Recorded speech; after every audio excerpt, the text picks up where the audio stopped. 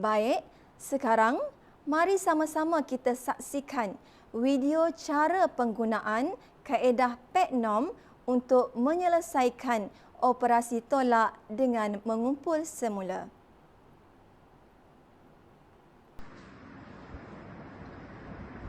Baiklah, mari kita lihat bagaimana penggunaan petak nombor dalam membantu murid pemulihan menyelesaikan operasi tolak dengan mengumpul semula. Baik, soalan yang diberi ialah 343 tolak 29. Langkah yang pertama, murid perlu memasukkan soalan ke dalam petak rumah. Baik, 343, masukkan nombor dari rumah Sa 3, kemudian rumah Puluh 4, kemudian rumah Ratus 3. Tolak letak di tepi. 29, masukkan dari rumah Sa 9, kemudian rumah Puluh nombor 2. Selesai sahaja masukkan nombor, kita lihat pada rumah Sa terlebih dahulu. Kita selesaikan rumah Sa. Baik, kita tengok nombor 3. Bulatkan nombor 3 pada garis ungu. 9, bulatkan nombor 9 pada garis ungu. Di sini kita dapat lihat nombor 3 berada di bawah daripada nombor 9 dan ini bermaksud 3 nilainya lebih kecil daripada 9. Jadi 3 tidak dapat menolak 9. Apa yang kita perlu buat? 3 perlu meminjam daripada rumah Puluh. Jadi 4 kita beri pinjam 1 kepada 3, tinggal lagi 3. Okey, 1 tadi kita beri pinjam kepada 3, menjadikan 3 tadi kepada nilai 13. Okey, baik. Kemudian lihat pada garis ungu 13, kita bulatkan nombor 13 pada garis ungu. 13 tolak 9. Okey, tolak 9 maksudnya kita pangkah sebanyak 9 kali secara menurun pada garis ungu untuk mengetahui jawapan. 1, 2, 3, 4, 5, 6, 7, 8, 9. Okey, baik. Nombor yang terakhir dipangkah pada garis ungu ini adalah jawapannya, iaitu 4. Jadi kita tuliskan jawapannya pada ruang jawapan yang diberi. 13 tolak 9, hasilnya ialah 4.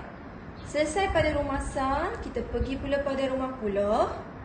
3 tolak 2 sama dengan 1. 3 tolak 0 sama dengan 3.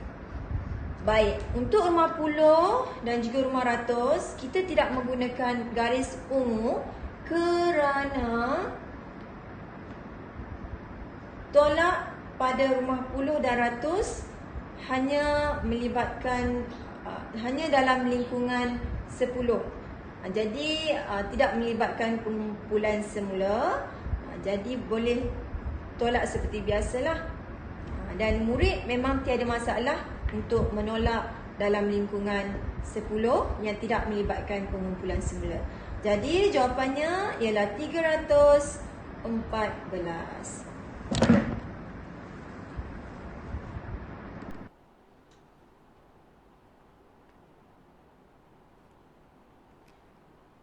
Analisis tinjauan masalah. Berdasarkan analisis hasil kerja dan ujian 1 yang dijalankan ke atas subjek kajian, saya dapati bahawa yang pertama, subjek tidak dapat memindahkan soalan. Yang kedua, subjek tidak dapat menentukan nilai sesuatu digit sama ada lebih besar ataupun lebih kecil daripada digit yang hendak ditolak. Yang ketiga, subjek mempunyai masalah untuk menolak nombor dalam lingkungan 20. Selain itu, saya juga merasakan kaedah pengajaran yang saya gunakan kurang sesuai dengan keupayaan murid pemulihan yang lemah dalam kemahiran menolak dengan mengumpul semula. Oleh itu, saya perlu menukar kaedah pengajaran dan menggunakan bahan bantu mengajar yang sesuai supaya murid dapat menerokai operasi tolak mengumpul semula dengan lebih mudah. Baik, ini merupakan contoh kesalahan yang dilakukan oleh murid semasa menyelesaikan operasi tolak dengan mengumpul semula. Kesalahan pertama, murid memasukkan nombor ke dalam nilai tempat yang salah. Sepatutnya 2 berada di bawah nombor 1, manakala 7 pula sepatutnya berada di bawah nombor 3. Kemudian, bagi kesalahan yang kedua, murid tidak dapat menolak nombor dalam lingkungan 20 dengan betul. 17 tolak 9, jawapan yang sepatutnya ialah 8.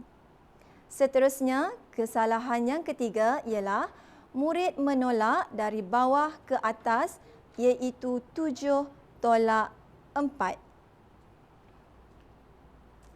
Seterusnya, kita lihat kepada dapatan kajian. Pencapaian murid dinilai berdasarkan kepada 2 ujian yang telah dijalankan iaitu ujian 1 dan ujian 2. Kedua-dua ujian ini telah dijalankan ke atas subjek yang sama. Kaedah ujian ini digunakan untuk menilai tahap pemahaman, penguasaan dan kemahiran murid. Ujian 1 digunakan untuk mendapatkan data yang menunjukkan kelemahan subjek tentang kemahiran yang dikaji. Manakala ujian 2 pula bertujuan melihat kemajuan dan kelemahan selepas menjalankan intervensi dan melihat keberkesanan penggunaan kaedah petak nombor (PECNOM). Berdasarkan graf yang dapat dilihat pada paparan, ini menunjukkan bahawa terdapat peningkatan pencapaian murid yang ketara. Semua responden berjaya mendapat markah sekurang-kurangnya 70% dalam ujian 2. Ini menunjukkan bahawa kaedah petak nombor (PECNOM) berjaya membantu meningkatkan kemahiran operasi tolak dengan mengumpul semula. Baik, seterusnya kita lihat kepada rumusan kajian. Berdasarkan dapatan daripada kajian, dapatlah disimpulkan bahawa penggunaan petak nombor (PECNOM) dapat membantu murid yang lemah dalam kemahiran menolak mengumpul semula. Malahan, dapatan kajian ini juga menyokong objektif utama kajian ini dijalankan iaitu berjaya menghasilkan satu kaedah yang mudah dan menarik bagi membantu murid menyelesaikan operasi tolak dengan mengumpul semula, seterusnya dapat meningkatkan kemahiran mengira subjek kajian. Kekuatan kajian ini dalam membantu murid meningkatkan penguasaan kemahiran operasi tolak dengan mengumpul semula ialah kaedah PECNOM mempunyai petak rumah yang berfungsi untuk membantu murid menyusun nombor pada nilai tempat yang betul. Di samping itu, Kaedah ini juga mempunyai garis ungu yang dapat membantu murid menentukan nilai sesuatu digit sama ada lebih besar atau lebih kecil serta dapat menolak dalam lingkungan 20 dengan betul. Cadangan penambahbaikan. Kelemahan utama responden dalam kajian ini ialah mereka perlu mengingat fungsi-fungsi yang terdapat pada PECNOM. Di samping itu, mereka perlu mengingat langkah untuk menyelesaikan operasi tolak dengan menggunakan PECNOM. Harapan saya pada masa akan datang agar PECNOM dapat ditransformasikan dengan penggunaan teknologi supaya fungsinya dapat dipermudah dan diperluas untuk kegunaan murid-murid yang lemah dalam kemahiran tolak dengan mengumpul semula. Baiklah, paparan menunjukkan suasana murid menggunakan kaedah PECNOM sewaktu pengajaran dan pembelajaran di dalam kelas. Seterusnya, mari kita saksikan rakaman video subjek kajian menyelesaikan operasi tolak dengan mengumpul semula menggunakan kaedah petak nombor PECNOM.